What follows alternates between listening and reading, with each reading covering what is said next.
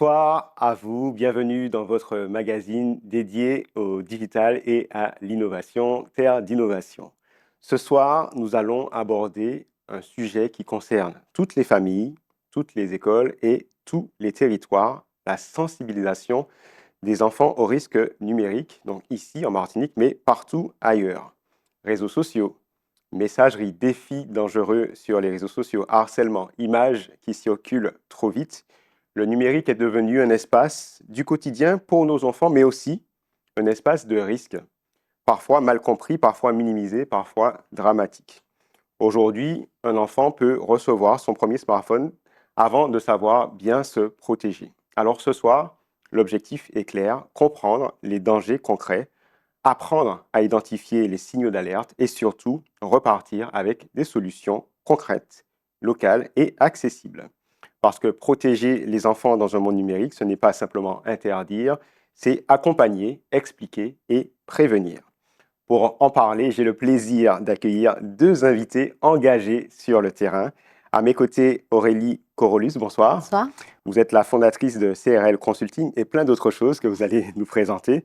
Et également avec nous, Marie Jean-Marie, bonsoir. Bonsoir. Vous êtes la fondatrice de JM Jade, Une étoile dans la nuit, et vous êtes également engagée donc, dans la lutte contre le harcèlement et l'accompagnement des familles.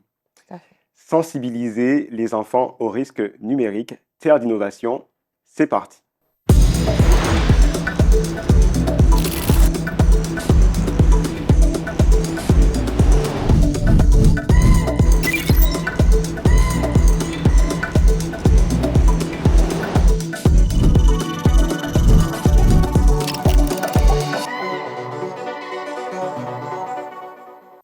Bonsoir Aurélie Corolus. Bonsoir Manuel. Alors je le disais, vous êtes la fondatrice de CRL Consulting, vous allez pouvoir présenter cette structure. Et vous êtes aussi engagée spécifiquement maintenant sur la prévention des risques numériques chez les jeunes. Et vous allez aussi nous dire qu'est-ce qui vous a poussé à vous engager sur cette voie. D'accord. Alors, CRL Consulting, c'est avant tout une société qui fait du conseil auprès des entreprises, puisque je suis consultante et formatrice en cybersécurité. L'année dernière, j'ai été sélectionnée pour être lauréate FRENSEC Tremplin. Donc, j'ai pu cette année développer les cahiers d'activité pour les enfants et développer le projet du coup Jeune Averti. Ce projet-là, ça vise vraiment à sensibiliser et éduquer les enfants sur tout ce qui est compétences essentielles qu'on ne nous apprend pas forcément à l'école, pour avoir vraiment une éducation la plus complète que possible. Donc, j'ai commencé par la sécurité numérique, puisque c'est mon domaine d'activité. Et au fur et à mesure, il y a d'autres choses qui vont sortir. On va présenter ça tout à l'heure en profondeur. Marie Jean-Marie, bonsoir. Bonsoir. Donc, vous êtes fondatrice de JM Jade, Une étoile dans la nuit. On s'en inscrit voilà, dans les détails si vous ne le souhaitez pas, mais pourquoi, qu'est-ce qui vous a amené à vous engager aussi dans cette association et dans ce travail sur l'éducation, notamment par rapport au harcèlement et aujourd'hui sur le cyberharcèlement avec le développement du numérique? Parce qu'il y a 8 ans, une hécatombe m'est tombée sur la tête. Ma fille Jade est décédée et j'apprends qu'elle était harcelée à l'école. Donc, tout de suite après, j'ai très vite compris qu'il fallait que nous fassions quelque chose dans cette société parce que ce mot était banni des vocabulaires des familles. Et j'ai créé cette association pour non seulement définir ce que c'était le harcèlement auprès des élèves qui avaient une méconnaissance, des parents pour les accompagner. Et puis après, c'est développer la notion de cyberharcèlement des années 2020 à peu près, parce que le confinement avait beaucoup fait évoluer cette situation. Donc voilà, et aujourd'hui, nous accompagnons, nous conseillons avec aussi une plateforme d'écoute auprès des parents, des encadrants, qu'ils soient socioprofessionnels ou pas, et surtout des élèves vers lesquels nous allons toute l'année. Très bien. Alors Aurélie, il y a un certain nombre de risques numériques qui existent, qui sont fréquents pour les enfants, mais aussi pour les adolescents, euh, qu'on sous-estime. Pour vous, est-ce que vous pouvez nous citer un certain nombre de risques que vous, voilà, que vous visualisez et auxquels il faut qu'on soit conscient, pour lesquels il faut Ok. qu'on soit conscient? Déjà, il y a le cyberharcèlement. Il y a tout ce qui est échange de photos, des commentaires moqueurs sur les réseaux sociaux, etc. On a aussi le risque quand les enfants jouent en ligne, qu'ils se fassent pirater leur carte bancaire quand ils rentrent leurs informations, etc. Les données personnelles qui vont être récupérées et revendues après. Et voilà. Et puis le risque aussi du numérique par rapport à l'enfant, c'est un décrochage aussi qu'il peut y avoir, aussi bien au niveau scolaire que dans sa vie personnelle. Très bien. Alors, on va regarder le livre, enfin les livres d'ailleurs, que vous avez publiés très récemment dans quelques instants. Mais avant cela, toujours sur cette genèse, qu'est-ce qui vous a poussé à créer ces outils concrets de prévention pour les jeunes? Alors, au début de ma carrière, du coup, j'ai travaillé pour des entreprises de grosses structures. Et en fait, à un moment donné, j'ai toujours voulu entreprendre et je me suis dit: «Mais pourquoi, en fait, il y a pas de solution pour les particuliers en cybersécurité?» Et à ce moment-là, je me suis orientée encore plus vers les enfants puisque c'est, pour moi, les premiers à sensibiliser. Plus on apprend tôt quelque chose à un enfant et plus il les intègre. Donc du coup, c'était logique pour moi de faire le travail avec les enfants. Très bien. Alors, on a posé un peu le cadre et on va rentrer finalement dans les différents risques qui existent. Alors, le premier risque, et je me tourne vers vous, Marie, c'est le harcèlement qui, comme vous le disiez, s'est muté en cyberharcèlement Tout à fait. avec la prépondérance aujourd'hui du numérique et notamment des réseaux sociaux. Est-ce que vous pouvez expliquer un peu les formes de harcèlement traditionnelles et un petit peu les nouvelles formes qui se sont intensifiées justement avec l'avènement du numérique et qui impactent nos enfants? Alors, les formes de harcèlement qui existent, sont de 3 types, harcèlement physique, harcèlement moral, harcèlement psychologique. Alors, on rajoute maintenant le harcèlement sexuel, d'accord? Qui se fait de plus en plus, par, débuter par du harcèlement sexisme, d'accord? Mais qui peut évoluer et le cyberharcèlement, suit le harcèlement. C'est-à-dire qu'il y a toujours une phase, je dirais physique du harcèlement et ensuite, le cyberharcèlement, c'est 365 jours, sur 365 jours, 24 heures sur 24, ce qui entraîne, comme disait Aurélie, des mauvaises rencontres, hein, sur le net, par exemple, ce qui entraîne, des pressions psychologiques, du chantage. Heu, En fin de compte, ce cyberharcèlement, il faut le prendre très au sérieux parce que c'est un enjeu majeur aujourd'hui de la santé mentale de nos jeunes et le cyberharcèlement entraîne des conditions dégradantes, de la vie, des élèves et je pense qu'aujourd'hui, je pense notamment à l'Australie qui vient d'émettre une loi, pour, les moins de 15 ans sur les réseaux sociaux et moi je trouve que c'est une très bonne piste. Très bien. Alors, une situation démarre au niveau du numérique, ça peut être par des messageries, des messages, ça peut être sur les réseaux sociaux. C'est quoi les premiers réflexes aujourd'hui que les parents peuvent adopter pour ne pas que la situation s'aggrave? Ben, moi, le conseil que nous donnons, la première chose, c'est déjà les captures d'écran des messages, d'accord? Bloquer les interlocuteurs très rapidement, voilà. Il y a aussi, tout ça pour porter plainte, hein. Pour porter plainte, il faut porter plainte immédiatement parce que le harcèlement scolaire, le cyberharcèlement, c'est un délit reconnu par la loi. La loi de 2022, donne des sanctions, très importantes, hein. On parle de 15 à 45 000 € d'amende, d'accord? Lorsqu'on est reconnu coupable de cyberharcèlement. Donc, capture d'écran, plainte, bloquée et puis, ce sont les premiers actes à faire dans un souci de sécurité. Après, il y a des choses qui découlent plus en profondeur. Alors, peut-être que vous allez pouvoir réagir, mais je me tourne vers vous, Aurélie. Aujourd'hui, il n'est pas forcément évident de faire la différence entre humour, provocation, violence, et comprendre que certains comportements en ligne peuvent avoir des conséquences. Est-ce que c'est des thématiques que vous abordez, notamment dans vos actions? Oui, alors c'est vrai qu'un enfant, je parlais justement de compétences essentielles et au niveau de la gestion des émotions, un enfant qui ne va pas savoir reconnaître les émotions chez les personnes enfin, l'enfant va encore moins savoir le percevoir derrière un écran. Donc c'est pour ça qu'il est important de sensibiliser l'enfant d'abord à sa gestion des émotions, à comprendre ce qui se passe, pour qu'ensuite, une fois qu'il arrive sur les réseaux sociaux, que ce soit plus facile pour lui à détecter est-ce que c'est de l'humour? Est-ce que c'est pas de l'humour? Est-ce que c'est de l'humour qui est mal placé ou pas? Et cetera.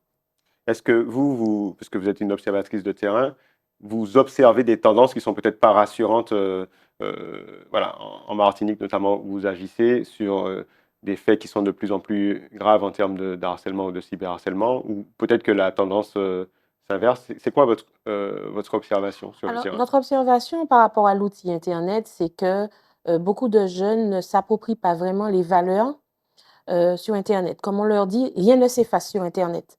Ils ont tendance à l'oublier, à faire des moqueries, à faire des scénettes ou voilà, en pensant que bon, en changeant de portable de puce, que ça va changer. Hmm. Rien ne s'oublie sur Internet et c'est ce que nous répétons comme un leitmotiv et en leur disant que ce qu'ils véhiculent sur Internet, ce sont les valeurs de la vie quotidienne. Donc, les principaux actes des élèves que nous voyons, c'est le déferlement de violence sur les réseaux sociaux. Et ils ne se rendent pas compte qu'ils deviennent tous complices d'un acte de haine, en quelque part. D'accord? Pour eux, d'avoir transféré l'image une fois, ils n'ont rien fait de mal. Hmm. Mais ils ne se rendent pas compte que une fois multiplié par 10 000 élèves, la victime a reçu 10 000 messages. Bien sûr. Voilà.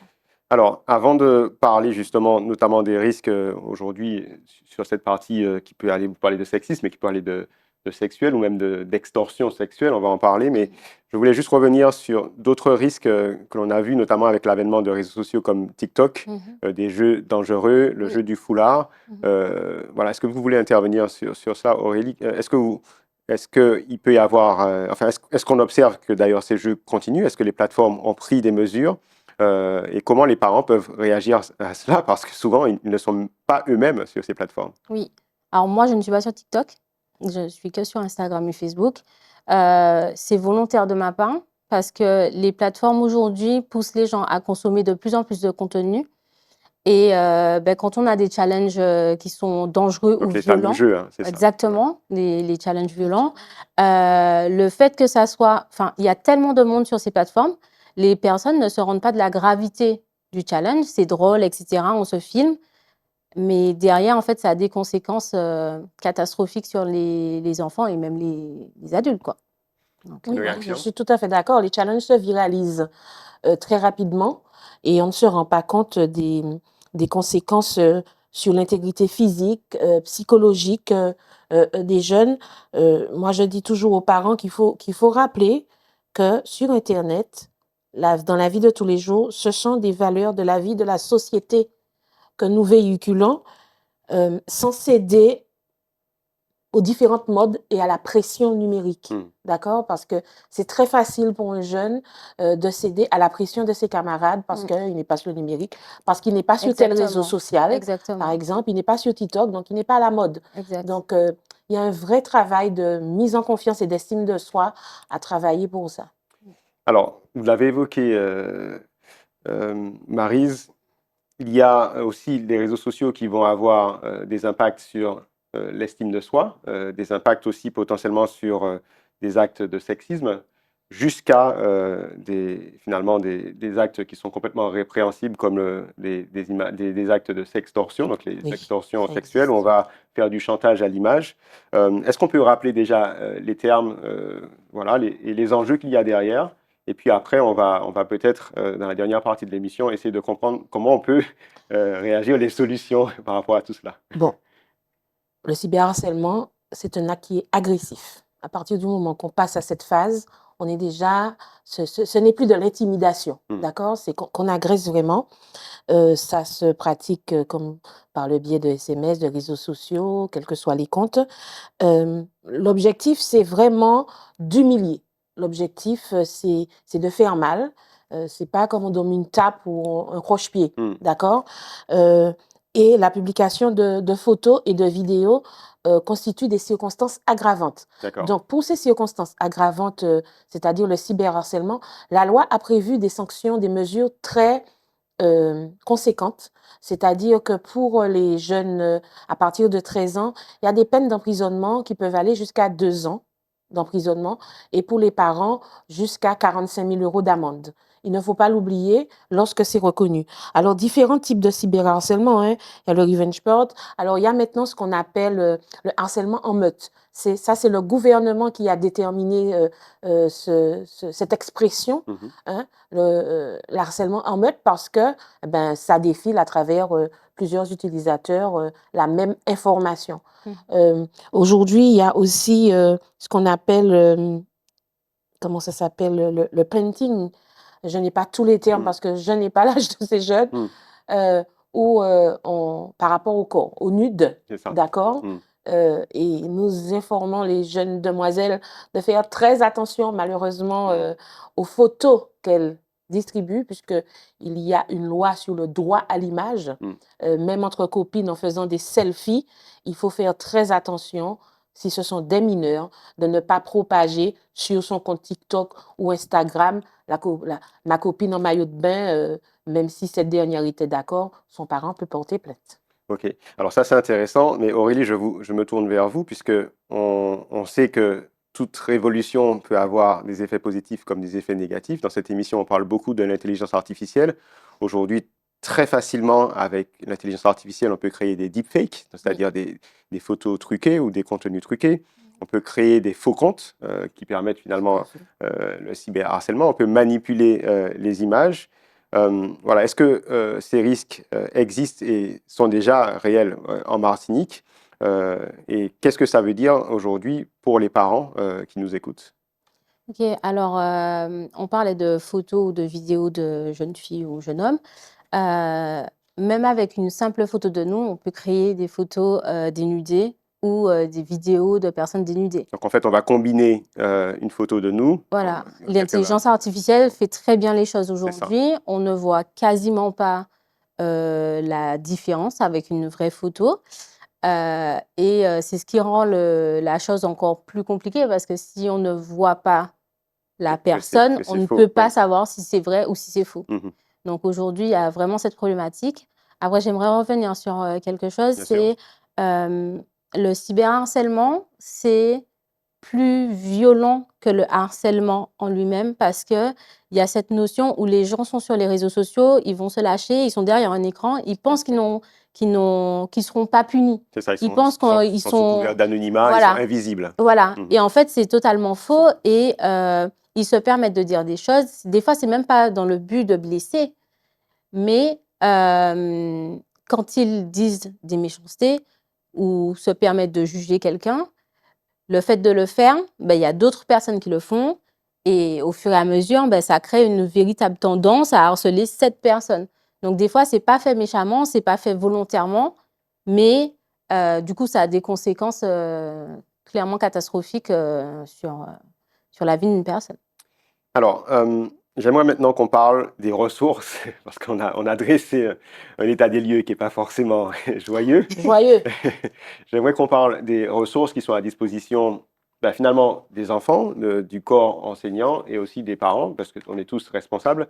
Je pense qu'il y a déjà peut-être une question d'éducation, c'est aussi l'action que vous menez.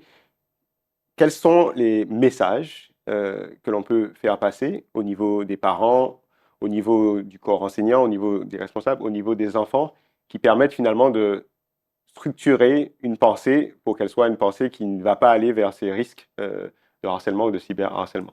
Alors déjà, pour les parents, pour savoir qu'ils ne sont pas seuls, il y a une plateforme qu'on appelle le 3018 qui peut recevoir les demandes, hein, que ce soit de signalement ou bien d'appel d'aide, hein, d'accord, avec une série de professionnels derrière cette plateforme. Il y a aussi au niveau des établissements scolaires institués par le rectorat le programme phare qui, très bien suivi, euh, vraiment apporte des solutions concrètes. Il y a des associations comme l'association Jemjad qui peut vous accompagner, mais il y en a d'autres, Jemjad.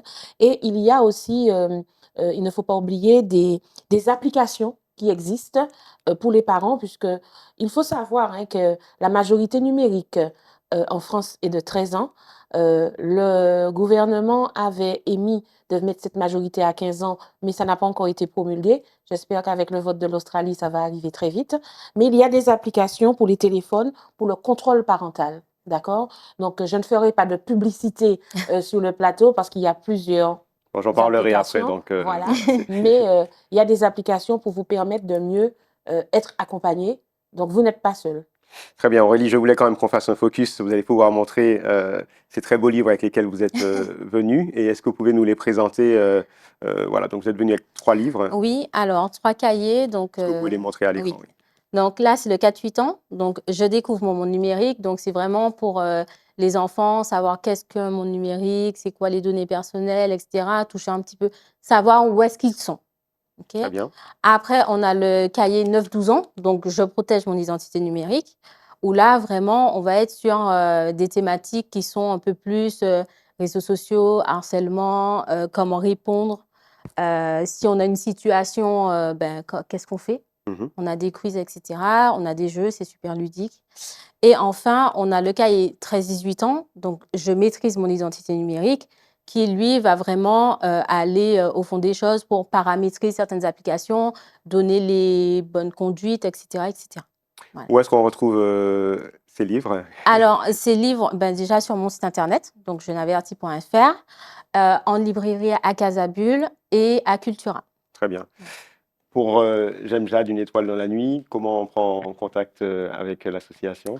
Alors, par plusieurs réseaux, nous sommes sur pas mal de réseaux, Facebook, Instagram, nous avons aussi un compte TikTok, mais au 06 96 26 20 26 et par l'adresse mail jm.jade@orange.fr. Très bien. Dans quelques secondes, je vous retrouve pour la masterclass. Le temps pour moi de remercier mes invités du jour. Aurélie Corolus, merci d'avoir été présente, Merci. donc fondatrice de CRL Consulting et de Jeune Averti, donc qui publie ces très beaux cahiers d'activités. Et Maryse Jean-Marie, merci, Merci. donc fondatrice de l'association J'aime Jade, une étoile dans la nuit. Merci de nous avoir invités. Merci. Place à la masterclass.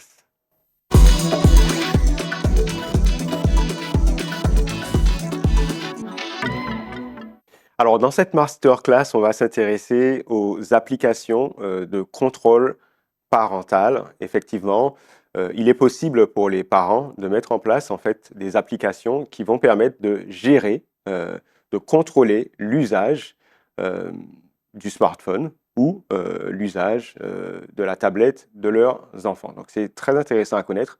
Avant de vous partager ces applications, notamment les 2 plus célèbres, je tiens quand même à dire que souvent, avant d'imposer ces applications, il faut être capable d'avoir échangé avec son enfant pour lui expliquer pourquoi on va mettre cette application en place. Tout ce sur quoi on a échangé aujourd'hui avec mes 2 invités est primordial avant finalement la mise en place de ces applications. Sinon, ça peut être vécu de façon un peu coercitive pour les enfants. Au niveau des applications, vous avez 2 applications. Vous avez Google Family Link, qui est très connu, que vous allez avoir dans l'écosystème Google. Donc, vous allez aller simplement sur Google Family Link et vous aurez la possibilité de télécharger une application. Vous avez besoin de télécharger cette application. Du côté Apple, là, vous n'avez pas besoin de télécharger une application, mais vous devrez configurer en fait une famille, un partage familial, et vous allez pouvoir configurer donc le contrôle parental. Donc, c'est 2 approches. Côté Google, une application qui fait un peu plus de choses d'ailleurs qu'au niveau d'Apple, mais que vous devez télécharger et que vous devez configurer. Alors que côté Apple, vous allez simplement créer votre famille au niveau de votre compte et après, vous aurez la possibilité d'ajouter l'iPhone ou l'iPad de votre enfant pour pouvoir avoir un contrôle. Alors, au niveau des contrôles, qu'est-ce qu'on va trouver? Côté Google, on va être dans l'écosystème Android, donc les téléphones Android, les tablettes Android et puis ce qu'on appelle les Chromebooks, qui sont des ordinateurs qui tournent sous Chrome OS, qui est un système d'exploitation de Google. Ce qui est intéressant avec Family Link, c'est que vous allez pouvoir gérer les applications. Donc, Google, Play, YouTube, Chrome, etc. Donc, vous allez vraiment avoir une gestion fine des applications. Vous allez pouvoir aussi gérer le temps d'écran. Vous allez aussi pouvoir filtrer les contenus et des navigations, interdire par exemple certains contenus web, certains sites, la gestion fine des applications, comme j'ai dit, et puis définir au niveau des comptes et des paramètres ce que vous souhaitez, réinitialiser un mot de passe, par exemple si le mot de passe a été perdu, etc. Vous allez pouvoir avoir un certain nombre d'informations et la localisation aussi du smartphone. Au niveau d'Apple, vous n'allez pas avoir à télécharger une application. Vous allez avoir un peu moins de finesse parce que vous n'aurez pas cette finesse de gestion des applications. Par contre, on retrouve bien tout ce qui va être des restrictions de contenu, confidentialité, tout ce qui va être la gestion des achats et des téléchargements aussi, et puis la limite d'utilisation, parce que j'ai oublié de le préciser, que ça soit du point de vue de Google ou du point de vue d'Apple, vous allez pouvoir définir un temps d'écran maximum par jour, et puis des verrouillages sur certains réglages. Voilà, donc en fonction de si vous êtes dans l'univers Apple ou Android, ben vous allez choisir soit de paramétrer du coup ce contrôle parental après discussion avec vos enfants côté Apple, ou sinon de télécharger Family Link de Google si vous êtes dans un environnement Android. Voilà, on a fini pour aujourd'hui pour Terre d'innovation. Je voulais vraiment vous remercier de votre fidélité. Merci à David Torres et Johan Constant pour la réalisation de cette émission. Je vous donne rendez-vous, quant à moi, lundi prochain à 20h10 ou à 23h30. Et puis d'ici là, restez connectés sur les réseaux sociaux de Zitata TV. À bientôt. Bye bye.